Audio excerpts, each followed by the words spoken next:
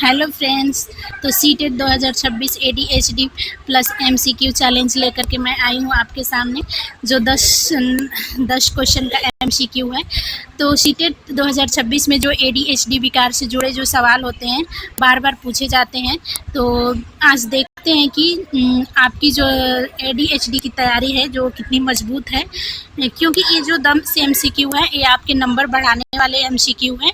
तो इसलिए जो है हाँ, आज आपका ये टेस्ट है, देखते हैं कि आप कितना नंबर ला सकते हैं। ADHD जो है कितना अच्छे से आप पढ़े हैं, इसमें आपका कंसेप्ट क्लियर हो जाएगा। कंसेप्ट भी क्लियर हो जाएगा कि आप कंसेप्ट अच्छे से पढ़े हैं कि नहीं पढ़े हैं। अगर कंसेप्ट आप अच्छे से पढ़े होंगे ADHD के, तो इस क्वेश्चन का आंसर जो है आप चुटकियों में दे सकते हैं।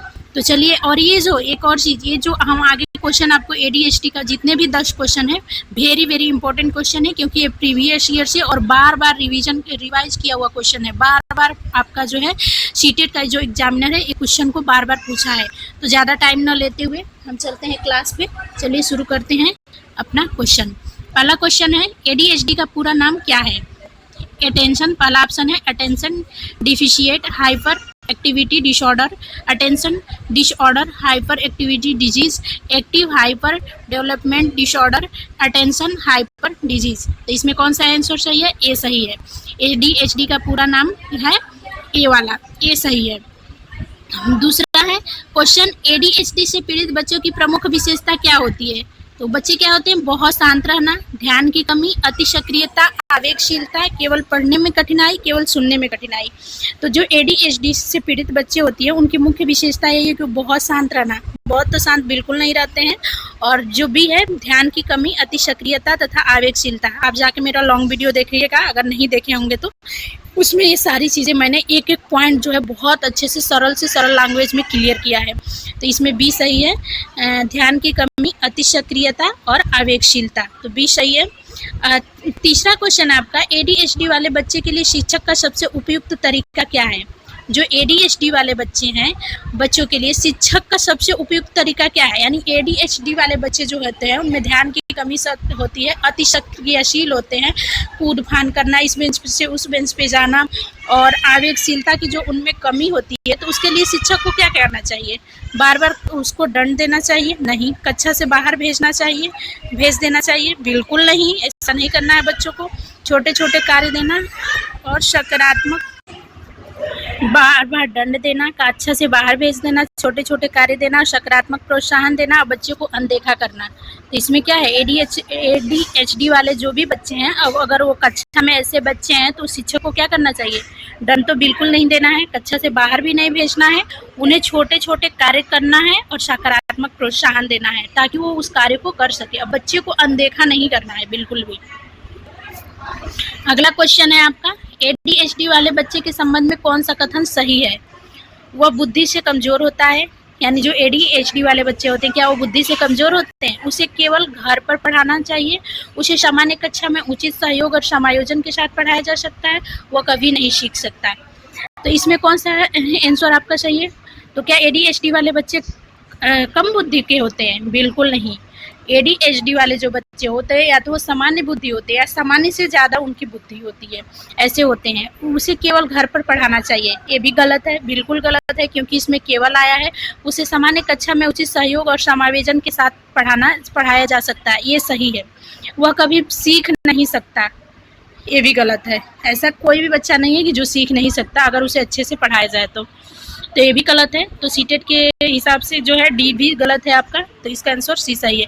ADHD मुख्य रूप से किससे संबंधित है? ध्यान और व्यवहार दृष्टिकोण से, दृष्टि दोष से, श्रवण दोष से, बाड़ी दोष से।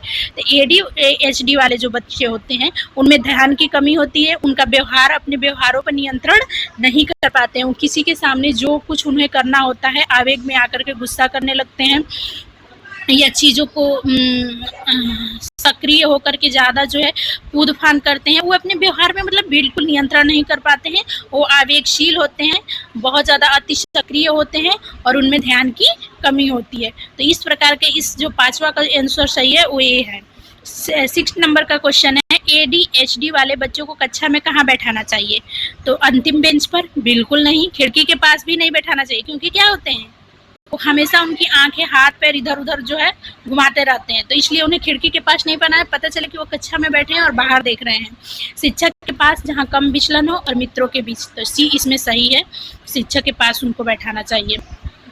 सी सही। देखिए, ADHD वाले बच्चे के लिए कौन सी शिक्षण रणनीति सबसे उपयुक्त है? तो इसका आंसर दीजिए आप लोग।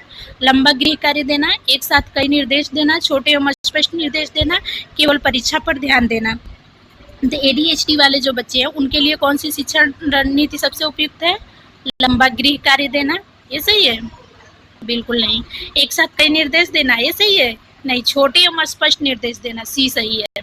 और केवल इसमें भी है, डी है। देखिए, केवल वाले नेगेटिव वर्ड होते हैं सीटेट में, तो इसलिए वो ऐसे ही गलत होते हैं। अगला है 8वां क्वेश्चन। ADHD वाले बच्चों में सामान्यतः कौन सा लक्षण नहीं पाया जाता है? ध्यान भटकाना पाया जाता है? बिल्कुल पाया जाता है। आवेगशीलता भी होती है उनमें, अति सक्रियता होती है, दृष्टिबाधिता नहीं होती है। तो डी इसका गलत है, सही है, सॉरी। अगला है, समावेशी शिक्षा के अंतर्गत ADHD वाले बच्चे के साथ शिक्षक का व्यवहार कैसा होना चाहिए? यानी जो समावेशी शिक्षा है, इसके अंतर्गत जो ADHD वाले बच्चे हैं उनके साथ शिक्षक का व्यवहार कैसा होना चाहिए? शिक्षक को ADHD वाले बच्चों के साथ कैसा व्यवहार करना चाहिए? क्या करना चाहिए? वे ध्यान भटकाने वाले होते हैं, और क्या होते हैं? अति सक्रिय होते हैं, और क्या होते हैं? आवेगी होते हैं। तो उन्हें क्या करना चाहिए? कठोर एवं दंड देना चाहिए?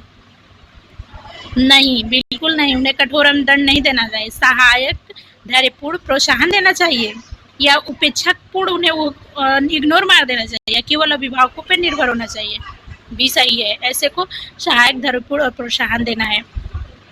अगला लास्ट क्वेश्चन आपका, ADHD वाले बच्चों के लिए सबसे प्रभावी और मूल्यांकन पद्धति कौन सी है? यानी जो ADHD वाले बच्चे हैं उनके लिए सबसे प्रभावी मूल्यांकन पद्धति कौन सी है? किस विधि के द्वारा उन्हें पढ़ाया जाए जो उनके लिए वो प्रभावी हो? तो केवल वार्षिक परीक्षा, यानी साल भर में केवल एक ही बार उनकी परीक्षा ली जाए, ये सही है। सतत एवं व्यापक मूल्यांकन तथा नियमित फीडबैक, केवल मौखिक परीक्षा, केवल लिखित। तो 3 में तो ऐसे ही केवल दिया, तो ऐसे ही गलत है।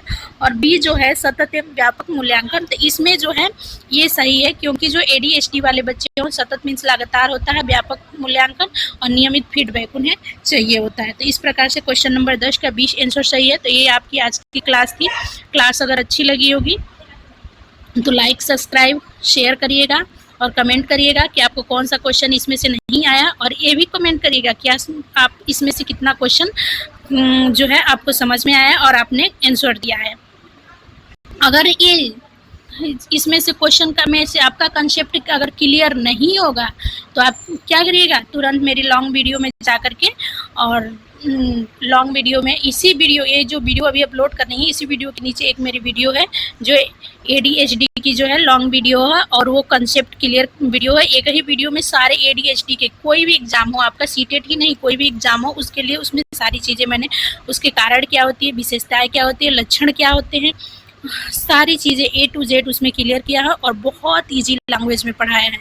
तो उसको जा कर के आप लोग देखिए, और फिर उसका आप ले वो करिएगा। उस कार्य उसको करने के बाद आप उसको ध्यान से एक बार देखिएगा। फिर क्लास को जो है अगर नहीं समझ में आएगा तो क्लास दोबारा देखिएगा, फिर नहीं समझ में आएगा तो कमेंट बॉक्स में बताइएगा, फिर हम आपको जो है क्वेश्चन का आंसर देंगे। तो आज की क्लास यहीं रहने देते हैं। आप मिलते हैं हम दूसरे क्लास में, नेक्स्ट जो आपके लिए सीटेट की दूसरी क्लास में मिलते हैं, जो आपके लिए काफ़ी उपयोगी वो भी क्लास होगी। तो धन्यवाद। जय हिंद, जय भारत।